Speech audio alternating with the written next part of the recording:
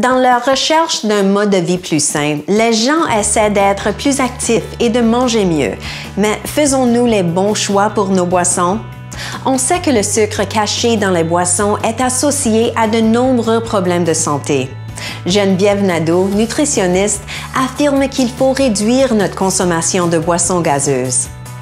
Bienvenue Geneviève, merci de nous rejoindre. Ça me fait plaisir, Stacy. On essaie de faire des bons choix en alimentation, mais on oublie souvent un élément important. Oui, de plus en plus d'aliments contiennent du sucre ajouté, donc c'est ce qui est en lien avec l'augmentation du taux d'obésité et les maladies subséquentes comme les maladies du cœur et le diabète. Qu'est-ce qu'on peut faire pour réduire notre consommation de sucre? On peut faire de petits changements qui vont faire toute la différence et ça peut commencer par les boissons sucrées que l'on consomme.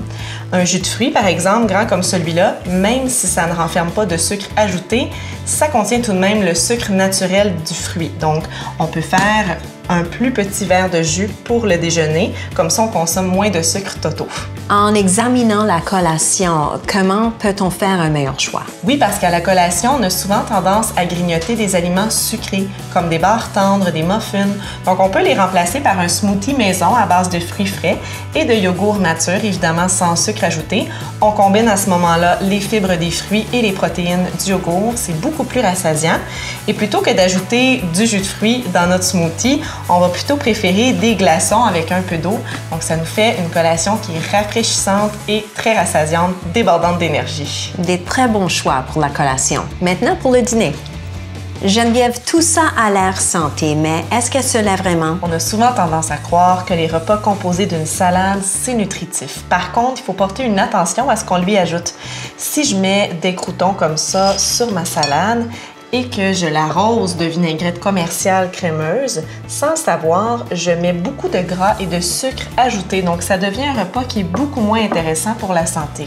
Et la boisson gazeuse, je sais qu'elle contient du sucre, mais j'aime le petit regain d'énergie qu'elle me donne l'après-midi. Oui, mais une boisson gazeuse comme celle-ci, c'est vraiment pas intéressant pour la santé parce que ça renferme beaucoup trop de sucre ajouté.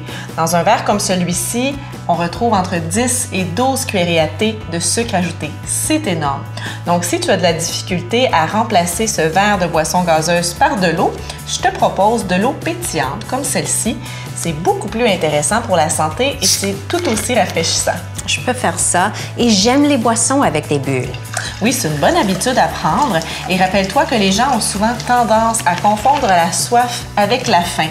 Donc, si tu as toujours de l'eau à portée de la main, quand tu as soif, tu seras assuré d'avoir le meilleur choix. Parfait. Maintenant, pour le souper. Geneviève, comment faire de meilleurs choix pour le souper? Le souper, c'est généralement le repas qui est le plus copieux de la journée. Alors, il suffit parfois de repenser aux boissons qui l'accompagnent pour l'améliorer. Alors, par exemple, j'ai ici un grand verre de vin qui contient du sucre et de l'alcool. Alors, pour faire un choix plus sensé, on peut se retourner vers une boisson comme celle-ci, de l'eau pétillante. Et pour le plaisir de la famille, on vient ajouter des fruits au choix, comme des tranches de lime ou encore des framboises congelées pour l'aromatiser. Parfait, merci. C'est rafraîchissant et ça ne contient pas de calories? Aucune calorie, pas de sucre ajouté et c'est sans édulcorant artificiel, c'est entièrement naturel.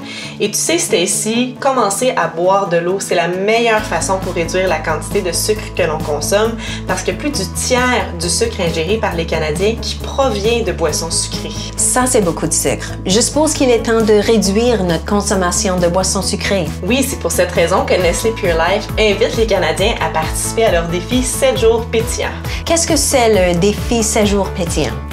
Mais les études démontrent que ça prend environ 4 jours consécutifs pour acquérir une nouvelle habitude. Alors, pendant le défi 7 jours pétillants, Nestlé encourage les gens à remplacer une boisson sucrée par de l'eau pétillante Nestlé Pure Life pour une durée de 7 jours. C'est donc la meilleure façon de commencer à réduire sa consommation de sucre ajouté. Une très bonne idée, Geneviève, merci. Si vous êtes prêt à relever le défi, visitez le site défi7jours pétillant.com.